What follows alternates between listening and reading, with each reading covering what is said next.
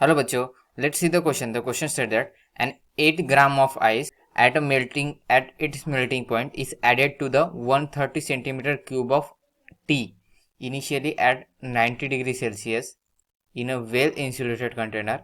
When equilibrium is reached, what has been the decrease in the tea's temperature? So basically हमें यहाँ पर दिया है कि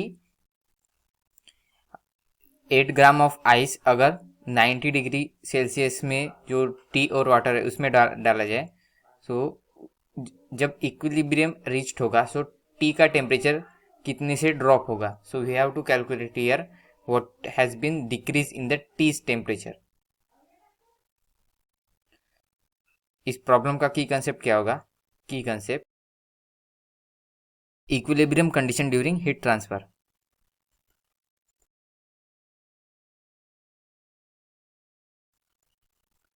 during heat transfer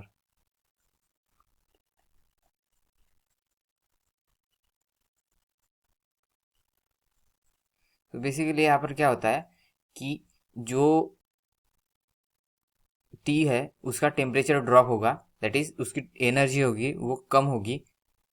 it means that it releases energy, और जो energy release by the T it will absorb by the ice cube, और ice cube water में कन्वर्ट हो जाएंगे. So basically ice cube at its melting point उसके melting point पर है. So therefore if temperature अगर थोड़ा भी बढ़ता है तो it will convert into ice to water. Therefore यहाँ पर ice to water first of all यहाँ पर क्या होगा, आइस टू वाटर कन्वर्शन होगा. लेटर ऑन जो वाटर जो आइस की हीट होगी, जो मीन्स आइस से जो वाटर क्रिएट होगा उसका टेम्परेचर कम रहेगा. So due to high temperature of the tea its temperature increases, और टी का टेम्परेचर क्या होगा, डिक्रीजेस होगा. There is a heat exchange, वहाँ पर हीट एक्सचेंज होगा. तो let us consider that first of all it converted into ice converted into water, that is latent heat m into L plus total energy required कितना होगा, mc, that is change in temperature is equal to mass of the T into specific heat of T into change in temperature regarding the T. So therefore ये कितना होगा, it is rho of T, volume of T हमें दिया हुआ है C T into delta T. So हमें यहाँ पे डेल्टा टी क्या होगा in both this case, EML plus mc. Delta T means change in temperature from 0 degree to equilibrium temperature. So therefore it will be equilibrium temperature को हम T EQ से denote करते हैं minus 0 degree Celsius, that is 0 is equal to mass of T को हम इस तरह लिख सकते हैं. So rho of T, volume of T हमें दिया हुआ है, साथ में specific heat of a water, इसमें ये दोनों क्वांटिटी सेम रहेगी टी, और change in temperature is in this case क्या होगा, from higher temperature that is 90 degree to temperature of equilibrium, यहाँ पर टेम्परेचर ड्रॉप होगा. तो देयरफॉर यम हमें दिया हुआ है that is 8 gram into latent heat of ice 80 calorie per gram.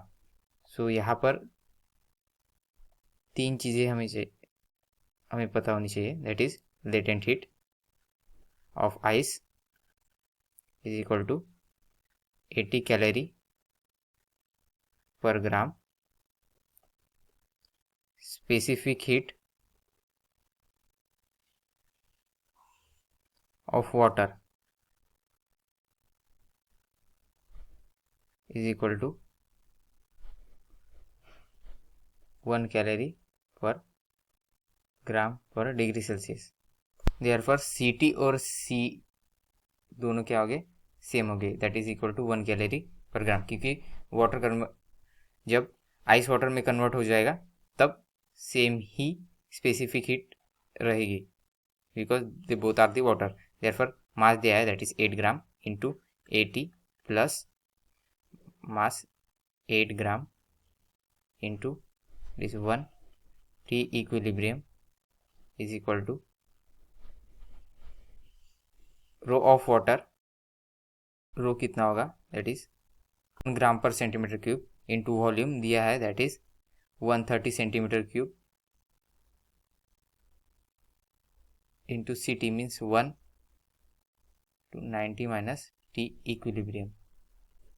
Therefore, it will become 160 plus 8 T equilibrium is equal to 130 into 90 minus 130 T equilibrium. So 138 T equilibrium minus 160. Therefore, T equilibrium equal to. So this is some little correction, that is 640. Here 640. This will gives us Te equal to